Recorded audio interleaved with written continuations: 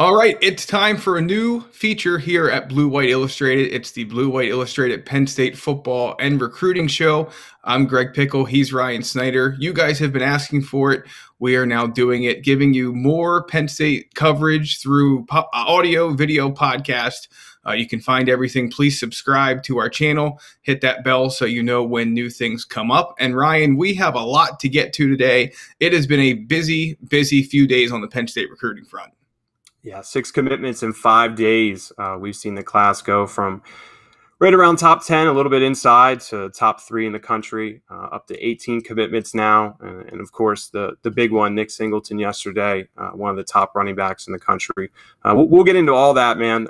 Just excited to get this going. This has been a long time coming, and we're happy to have you on too, Greg. So let's get it going. Let's do it, buddy. So we'll start with Nick Singleton, obviously the cherry on top, so to speak, of Penn State's big recruiting run. The Gov Mifflin running back, 4-star Rivals 250 recruit, picks Penn State over a number of options, including Notre Dame. Just on Tuesday night, he announced that, and obviously the Penn State community went into an uproar. Ryan, you followed this recruitment for a long time. There's been a lot of kind of ups and downs, and people thought that maybe he was going to Notre Dame, maybe he was going to go here. Will an official visit to an Alabama or a Texas A&M or a Wisconsin swing him in a different direction? Walk us through how the Nittany Lions got to this point of landing such a big target on their board. Yeah, well, first off, they were the first major school to offer him back in July 2019. It seems so long ago, but that's kind of how it works in recruiting today. If he's a top target, you got to get on him early. And that's what Penn State did. As you mentioned, he narrowed it down to 5 schools. Iowa State was in there at one point. They kind of faded out then, a little later in the cycle. And, as you mentioned, Texas A&M, Alabama, Wisconsin. But it really came down to Penn State and Notre Dame. The Irish were there. I mean, I think they pretty much had him where they wanted him from what it seemed like a couple of weeks ago. And, he got back from Alabama, got back from Texas A&M, and as people told me, Penn State was able to right the ship. That's kind of the quote that I've been using. So it was big for them to do that. Obviously, I think Penn State fans know all about Nick really well by now. 6 foot, 215, Governor Mifflin. So he's a central PA guy that you have to land. Incredibly well-rounded player too. We had him in 2019. I think he was at the opening. It was a 4.6 40, I believe, and a 4.1 shuttle. And that's 2 years ago. He can probably do better than that now. I'd love to see him out of camp and see what his testing numbers are.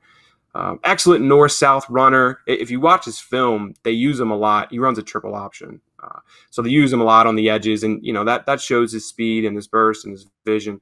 But I think he's going to be more of a north-south guy. I think Keon Lee's a fair comparison, a little more polished though than I think what Keon was coming out of his school. So just a huge get for Penn State. Like I said, whenever you're able to keep these central PA guys all together, which they've been able to do this year with Ivy and Flowers and Bo Pibula, that's a big win. But this was the #1 target, in my opinion, for Penn State's offensive side for 2022. And then to beat out Notre Dame when the Irish really close to getting him to verbal commit. That's a big win for Penn State. There's no question about it. This is a player who, like you mentioned, they targeted for a very long time. And when you talk about locking up the top players in the Mid-Atlantic in Penn State's main recruiting footprint, he's a guy you had to land. They were able to get the job done. Credit goes to Jaywan Sider, to James Franklin. I'm sure Mike Yursich played a role once he came on board. So let's just quickly wrap up the running back part of this conversation with this, Ryan. We know that Penn State brought in only John Lovett last year. They have, I believe, 5 scholarship backs on the roster, 6 next year when you count Singleton in. Where do you see the running back recruiting room going from here? What do you think the goal is at this point? Yeah, well, of course, Lovett's here for a year too. So, he'll be dropping off. I think right now there's 3 guys to focus on: Ramon Brown out of Virginia, also George Pettaway out of Virginia, and then Katron Evans, who is from Virginia but plays at IMG Academy. Ramon Brown setting a Friday, this upcoming Friday commitment date kind of tells me he knows where he's going. I think at Virginia Tech, I think he had a lot of interest in Penn State, but I get the impression it's all about Katron Allen now. Penn State hosted him for an official visit, and going into that official, I didn't really take him, not saying as a serious option. Whoever comes for an official is serious. But I thought he was down a little further on their board. And, in the days after that, everybody just kind of raved that he connected well with the staff. They really liked how he looked physically. And then he went on to take a few more official visits. I believe Georgia and Florida were the two. Michigan State, I think, got him on campus late too. And it seems like Penn State, I don't think they've sealed the deal with this one, but they're the favorite. And he's expected to commit July 17th. So as we're recording, that's 10 days from now. So I think he's the guy to focus on. Pettaway, too, is a great prospect. North Carolina, it's going to probably get Omarion Hampton, who Penn State was also close with. But it sounds like his parents really want him to stay in North Carolina. And I'll be curious to see where Pettaway goes if he follows Hampton in North Carolina. He seems like he's going to take his time and maybe wait till later in July or August. We'll see what happens. But Allen is the guy to focus on, and he's expected to make a move here, like I said, July 17th. And I've even heard that there's been talk about him moving it up a bit. So we'll see what happens. He doesn't talk much. I wish I could get him on the phone a bit easier, but we'll be keeping an eye on him here next week. Well, the place to follow all the latest Penn State recruiting updates inside the Lions Den.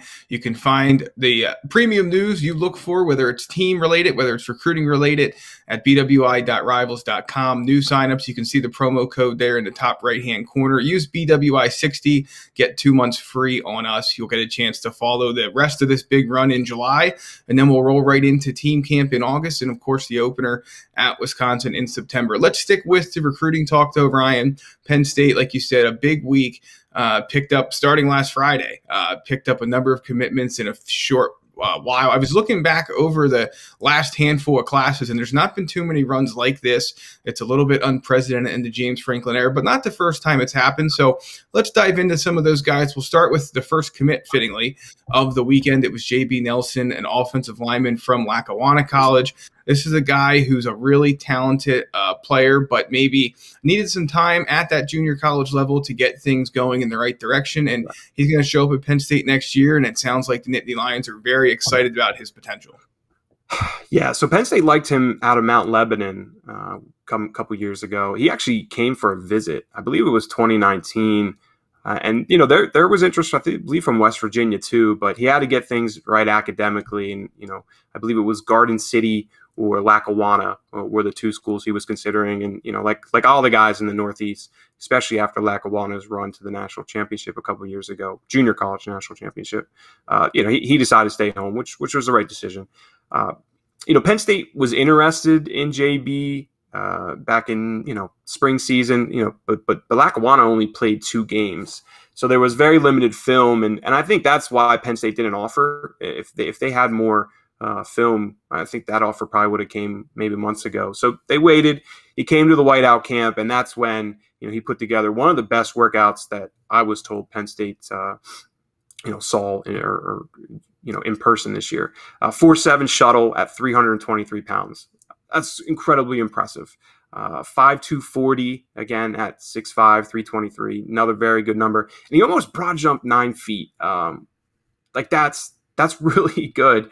Trying to think of who I compare him to. I think Mekhi Flowers is somewhere around like 9'2", 9'3" for a broad jump, and I think Nelson was 8'9", 8'10", somewhere in that range. So just 323 pounds, Ryan. So yeah, put that into perspective, man. I mean, that's impressive. That was, like I said, it was one of the best workouts Penn State saw during their camps, which they hosted like 1,300 kids, and obviously not all those players are Division I, but a couple hundred of them have potential at that level. So once he got the offer after the whiteout camp, it was pretty clear, I think, that he was coming here. His family has ties to Penn State. I believe 4 or 5 uncles and cousins and aunts and whatnot graduated from the school. So it was just kind of a matter of time. He came up for an unofficial visit that final Friday before the dead period ended, and we were watching him for a commitment then. He ended up waiting an extra week to think it over, but he eventually jumped on board, and it kickstarted what's been one of the most impressive sprees of commitments that we've seen in Penn State, really, since James Franklin took over the program. No question about that, Ryan. And next up on that commitment list is Keon Wiley, another PA kid, Philadelphia Imhotep recruit, 6'3", 210, future linebacker. We talked to his coach down there. We talked to some other people, Ryan, and there's a lot of people around this kid who are really impressed about what he's not only done so far, but will be able to do at the next level. Yeah, he's a linebacker at the next level, playing mainly defensive end right now. He's just kind of a stand-up player. They use him in different ways, but he'll be a linebacker, 6'3", 210 out of Ematep. And by the way, if he signs, he'll be the first player from Ematep to sign with Penn State since Shakatoni in 2016. Obviously, Sheem Young was committed at one point, but that's a long time to not get a player out of such a good program at Pennsylvania. But anyways, because he's primarily played defensive end, he's pretty good at shedding blocks. We've seen that, and he's definitely stronger physically than if you look at him, he looks like he has a lot of development, and he still does. Don't get me wrong, but he's like I said, stronger than he looks. He took official visits to Kentucky, Pitt, Penn State, and Pitt was the first one, went well, and basically after that Penn State official visit, it was over. I mean, he silently committed, and he did still go to Kentucky that following weekend, but it was clear he was coming to Penn State. One other thing with him is just Deion Barnes. I mean, Keon he didn't say that if Barnes wasn't there, he wouldn't have ended up at Penn State. But he made it clear that Barnes is what made it, very easy decision for him. Obviously, Barnes has connections to the Philadelphia area and a bunch of players down there. So shout out to Barnes for helping get that over the line. If you head on over to bwi.rivals.com, of course, all of you inside the Lions Den have been following along all weekend long, but we have a story on the homepage right now recapping Penn State's big recruiting run there. You'll find film evaluations from Thomas Frank Carr. You'll find stories from Ryan, from David Eckert, from myself about all of these guys. And if you missed anything, you can catch up there all in one place, right on the homepage, bwi.rivals.com. Ryan, let's slide now into the Sunday portion of this commitment run. July 4th was certainly a day filled with fireworks for a lot of people, both just regular people and for Penn State fans. And it kicked off with Zane Durrant, a guy who I don't know if Penn State fans wrote him off, but it seemed like Miami was going to be the winner of this recruitment. And then we make it to 4th of July Sunday, and the Lions land a four-star recruit from Orlando, Florida. Mm-hmm. Yeah, we started hearing, I don't know, maybe about a week or so before he announced that Penn State, may have a real chance here. And when we started digging into it, it was clear that, yeah, he will actually lean towards Penn State. Yeah, I thought he was going to Miami too. So, we had a couple days there in between where we realized what was going on. And that's when I really started digging into him. Not that I followed him, watched his film and whatnot, but I always kind of thought he'd stay down south. And just kind of from what I've learned, I guess, is he's just an incredibly athletic player at 6'1", 260. His coach told us that he had a broad jump of 9'8", which, that would be better than some of the receivers. We were just talking about that with JB Nelson. I mean, a 9'8" broad jump at that size just shows so much explosion. So if that's an accurate number, that's incredibly impressive. But he has great hands. I think that's something that we'll talk about Caleb Artis in a little bit, but that's something that Durrant has over some of the other D tackles that have committed over the years. He's pretty polished with that. He doesn't just have to overpower guys. So he'll grow, and all these guys still have plenty of development to do. But from a technique perspective and with his hands, he's pretty polished. And this one I got to give credit to John Scott for. Deion Barnes just gets a lot of recognition, and he's a younger guy. He relates well. Scott is the one who really got this over the line. Durant was always talking about how they're both from the South, and they related well in different things. So just give Scott a lot of credit here, because I don't think Zane Durrant comes here without John Scott making this happen. Yeah, and it's a good note, Ryan, because John Scott Jr. is a guy who, like you mentioned, a lot of recruits mentioned Deion Barnes, and John Scott got here at really a bad time when it comes to the chance to host recruits back when he first got to campus, right as things were shutting down. So he's really picked up the steam, so to speak, over the last few months, and it culminated with this big run that included plenty of defensive linemen, which is a good way to segue to Tyree Seibert, the next commit on Sunday that Penn State picked up, a Pittsburgh kid who obviously Penn State has been pretty good in Pittsburgh since Terry Smith came aboard way back when James Franklin first arrived. And let's talk a little bit about this defensive lineman who, again, is a pretty freakish athlete and a guy who has a lot of room to grow moving forward. Mm-hmm. I mean, Pitt's been good too at keeping some of its top players home. Sure. We look at Elliott Donald just last year. There's a couple others we can go through. So beating out Pitt here was something that I honestly didn't see happening a couple of weeks ago. He went on that Penn State official visit, and I think he called it just a mind-blowing experience. I think that was the quote, Yeah. which surprised me when I read that. I was like, oh, okay, Penn State actually might get him. But 6'4", 220. There's some people out in Pittsburgh who thinks that he could be a linebacker. Penn State completely thinks he's going to be able to add 40 pounds to his frame pretty easily and grow into a solid edge rusher. Just great length, great closing speed, knows how to use leverage. That's from just some of the film I've watched so far.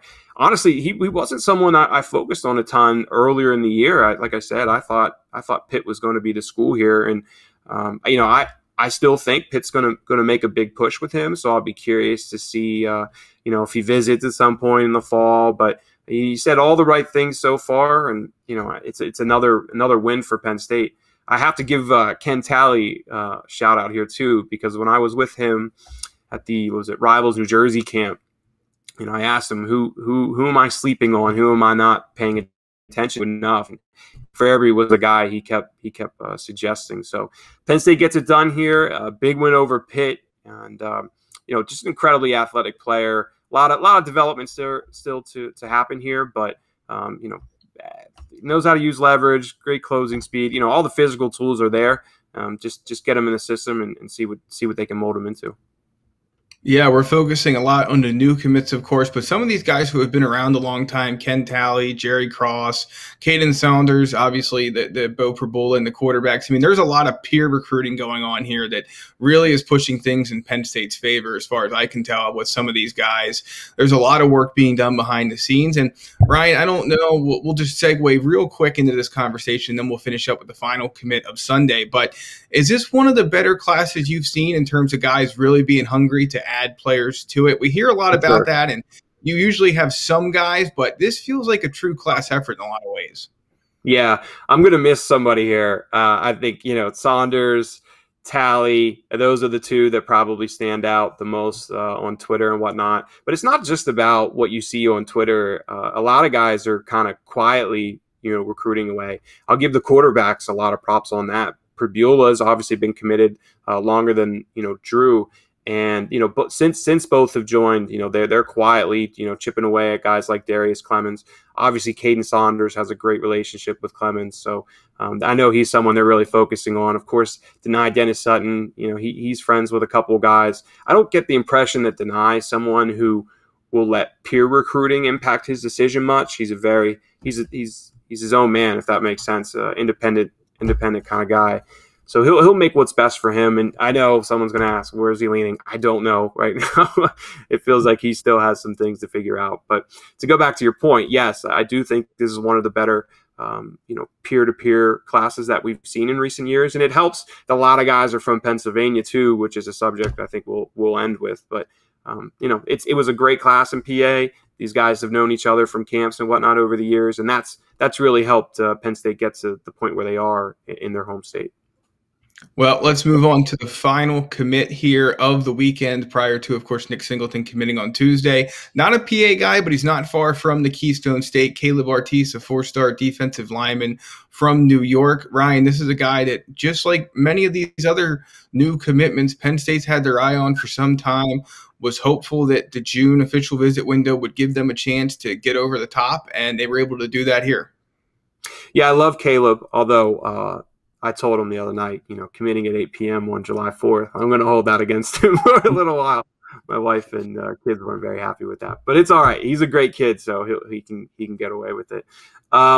Length, that's probably what stands out. I'd love to get him in a camp to just kind of see him up close, actually get accurate measurements on Caleb. But I mean, we know he's at 6'4", 290 plus, but as far as reach and those little things like that, I'd love to get some more accurate numbers. The one thing that stands out, or the one thing that stood out, I guess, after his official visit was he came on campus the same weekend as Alex Van Sumeren and Joe Strickland. And both are guys that, Penn State's recruited for a long time. And, just from talking to people after that, they mentioned that Caleb really passed the eye test. Van Sumeren did too, don't get me wrong, but just, they came in, looked at these guys, had to spend a good weekend with them. And, they left there knowing that artists, should be their top guy, and he has been for a while. Although after Van Sumeren decommitted, he kind of made it a 1A, 1B kind of situation for their top defensive tackles. And now that Penn State does have 2 defensive tackles committed, I'll be curious to see how hard they push for Van Sumeren down the road. But anyway, we're getting off target. What stands out? Maybe he's got a heck of a bull rush. As I mentioned with Durrant, he has to work on his hands a bit more. Football IQ, things like that. He's gotten away with that playing in against the New York City private schools. But this is also another guy who really raved about Deion Barnes. I think Barnes was on him. Let's see, Penn State offered semi-late, but they were on him. I don't know, probably last fall is when they really started pushing. And they just connected right away. So this is another guy that I think Barnes gets a lot of credit for. But I do want to mention Scott as well, just because when he came on campus for his official visit, I think he had a good relation with John Scott, but he was still kind of getting to know him more. And Scott did a really good job sitting down, watching film with him.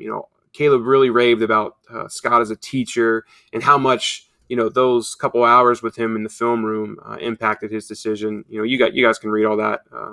Just clicking on his profile, and I think I wrote that story, so you can check that out then. But give a shout out to Scott and Barnes on that one. And I just also would say that Caleb's a great kid. He's one of my favorites in this class. I've really enjoyed getting to know him, and he's got a heck of a personality too. I think fans are really going to enjoy getting to know him in the media room in years to come. As we talk on July 7th, Penn State has 18 verbal commitments, up to number 3 in the Rivals team rankings. Ryan, we know that there are some more decisions on the horizon. Some obviously will impact Penn State, some will not. But do you think this is going to become a yearly tradition where this first couple of weeks of July and really the month of July becomes a big decision time? Or was this a one-off just because of the way the dead period went to the quiet period, then back to a dead period, and allowed guys to make visits for the first time in over a year? I hope not. I hope not. Not that, I like having commitments all in a couple of days, but, spreading out through July, just causes some headaches with family vacations. I'll leave it at that. So we'll see. No, do I think it'll be like what we just saw and what we're going to see this month? No, because obviously guys, be able to take unofficial visits like a normal year, and it'll spread out a bit more. But July has always been a busy month for commitments. I think it was just 2 years ago where Penn State went on an incredible run at the end of June and into July. I wish I had those numbers in front of me, but I think they finished like half their class in like a 3-week span. I remember Amin Vanover, Brandon Taylor. There was a couple guys who really, a couple D linemen, kind of just like what we just saw, committed really quick at the end of June and then into July. So it's, because of these official visits, you're going to see that more. But, something like we just saw, and, I think Penn State's still going to add 3-4 more guys here and get their class probably up to 21 or so, maybe 22 by the time the season starts. So to go on a run with that, where you see 9-10 commitments in a 6-week span, that's uncommon. But when you have these official visits, you're still going to see a lot of guys make moves at the end of the dead period. Yeah, I should say. Sorry. Right. You're talking about a 13-player commitment run between June 21st, 2019 and July 5th, 2019. Is that what it was? That kicked off with Jair Brown. You got it. Jair Brown and Jaden Dotton on the 21st of June that year, and it wrapped up with Bryce Mostella on the 5th of July. So, yeah, that was a pretty crazy time as well, and something that Penn State fans certainly remember just like this. Well, as we get toward the end of this Blue White Illustrated Penn State football and recruiting show, we wanted to take a moment to highlight the success Penn State has had in the class of 2022 in Pennsylvania. Obviously, the Nittany Lions at times have not maybe thrive to the level fans and James Franklin and everybody else has wanted them to when it comes to in-state recruiting. But Ryan, this class is not a good example of that. This class is an example of what Penn State can do in-state when it gets all of its ducks in a row and gets commitments in early and then has those guys work on some other guys throughout the process. Absolutely. Yeah, we knew going into this class that this had to be the year that Penn State has a major run in the state.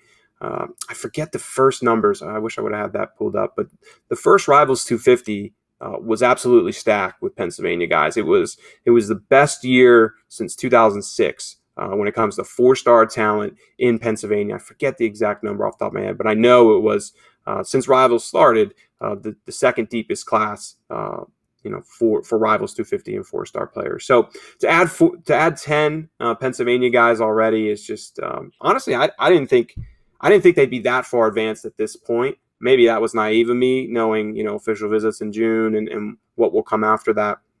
But it's been a heck of a run. You have guys like Tally and Drew Shelton obviously looked around, but he's been very active peer recruiting.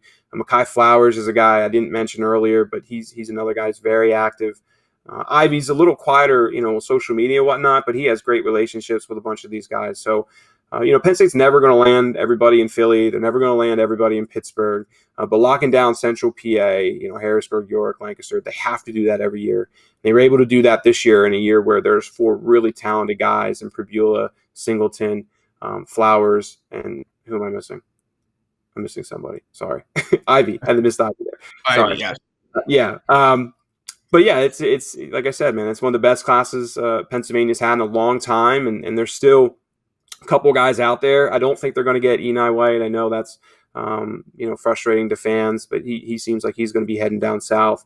The guys that I think they can still add are Keenan Nelson Jr., the cornerback out of St. Joseph's, and then Abdul Carter, the linebacker out of LaSalle.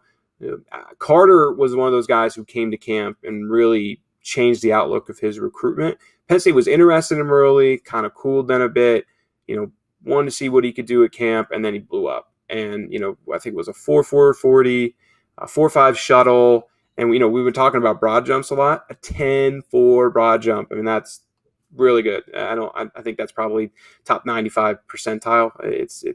You don't see 10s very often for guys of his size. So both of those players, Keenan and Abdul are guys that I think Penn State can lock down before it's all said and done.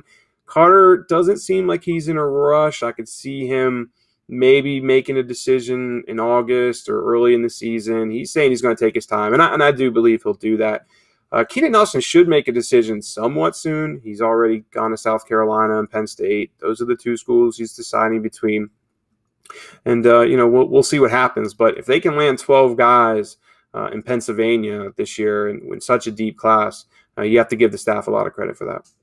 There's no question about it, Ryan. Well, before we get to the end of this edition, we wanted to remind you that the 2021 Penn State Football Preview magazine from BlueWhite Illustrated is now on sale. The 116-page full-color magazine is exclusive content for Penn State fans to get ready for the fall. Interviews, predictions, analysis, recruiting news, and more can all be found inside the issue. You have the information there, but if you want to order today, colemanpub.com/BWI-preview, or you can call customer service Monday through Friday at 9 to 5 p.m., 814-234-1177. Ryan, I know you have some stuff in there. There's a lot of good stuff in there, Penn State fans, to get ready for the season, and you can order that, pre-order that today. All right, final thoughts before we wrap up this edition. Anything we missed, anything you want to spotlight, anything we should cover as we sit here in the middle of the first full week of July? Yeah, more commitments. That's kind of what we're expecting. I would start with Katron Allen. We mentioned him earlier, July 17. Quarterback Jordan Allen out of Louisiana. I actually logged a future cast for him today. You guys are about to read that story here soon. It sounds like he's leaning towards Penn State. Miami, Louisville are also in the mix. But Penn State wants him despite the fact that he didn't take an official visit. So I think he's leaning that way. He's another guy, like I said, July 17th, so he's got 10 days to kind of think it over a bit more. But right now, I think all signs point to State College. Deny Dennis Sutton. Oh, man, July 22nd. That is going to be a big day. I don't need to lecture you guys on how important he is. Penn State fans know that already. It's going to come down to Georgia and Penn State. Alabama's technically in the mix, but it's Georgia or Penn State. Every day seems like something new there. I think one day I say Penn State, a colleague will say Georgia, and then I'll say the opposite, and we'll see something else. So it's clear to me, I think, that he still is trying to figure it out. My gut after our one long talk, which was about a week ago, did tell me Georgia. But I've had a bunch of contacts and sources and people close to McDonough, close to Penn State, tell me that this is definitely not done, and Penn State has a real chance. So we've got 15 or so days to figure that out. We'll see what happens. 2 more guys really want to mention quick. Christian Driver, the athlete out of Texas. Penn State was his only official visit. He's set for July 29th. Feel good about Penn State there. Wisconsin was supposed to get him on campus. They slow played him, I guess is the best way to call it, and wanted him to come back in the fall. That's not going to happen. I think he's going to commit to Penn State at the end of the month. And then I posted yesterday that KJ Winston is looking to decide on August 29th. I think he'll have his decision in before that, but he's just going to announce that day. It's his mom's birthday, so he wants to do something special. I think Penn State's going to be the team there. Maryland made a big push at the end, and they're still definitely not out of it with some time to go. But I have a pick in for Penn State with Winston. I feel good about it. I have one in for Driver too, Jordan Allen, and Katron Allen. So I have picks in for all those guys. I feel good about where the lines stand. Well, for all the premium recruiting updates that you can't live without, visit bwi.rivals.com. Join the Lions Den if you're a new customer. BWI60 is the promo code to sign up. And for future videos and audio and things like that, you can find it at youtube.com/BlueWhite Illustrated. For our man Clayton, who helped us out behind the scenes today, and Ryan Snyder, I'm Greg Pickel, and this has been the Blue White Illustrated Penn State Football and Recruiting Show.